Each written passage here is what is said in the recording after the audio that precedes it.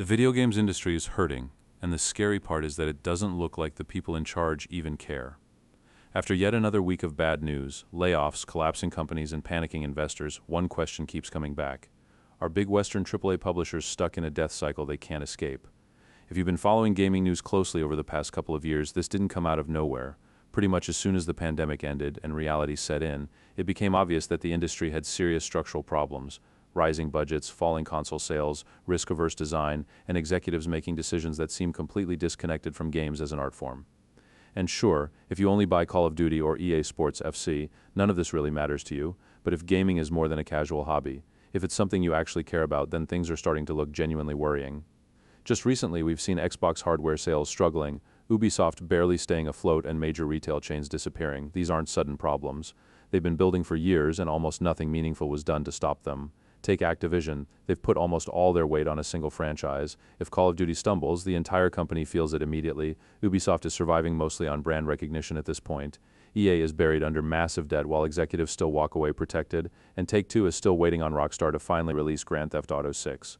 This isn't bad luck, it's mismanagement. What makes it worse is that many of the people running these companies don't seem to care about games at all. They're executives first, not developers, not artists, not creators. To them, gaming is just another product category. No different from selling cars or running a fast food chain. And when things go wrong, they'll still land on their feet.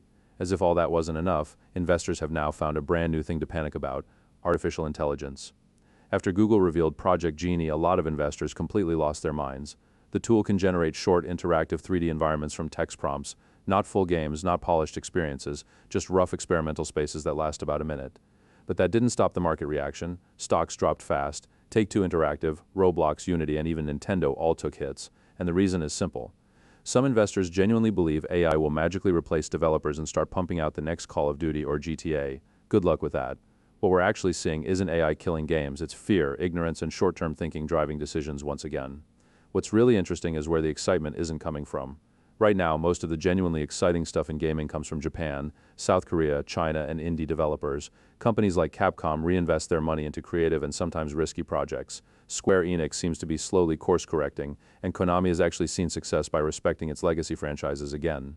Meanwhile, big Western publishers have very little going for them beyond their marketing budgets. That marketing can hide the damage for a while, but it doesn't fix the underlying problems. At this point, many of these companies are suffering from self-inflicted wounds, and while that's terrible for developers and players, it's getting harder to feel sympathy for the corporations themselves. If nothing changes, it feels like we're heading toward another industry crash.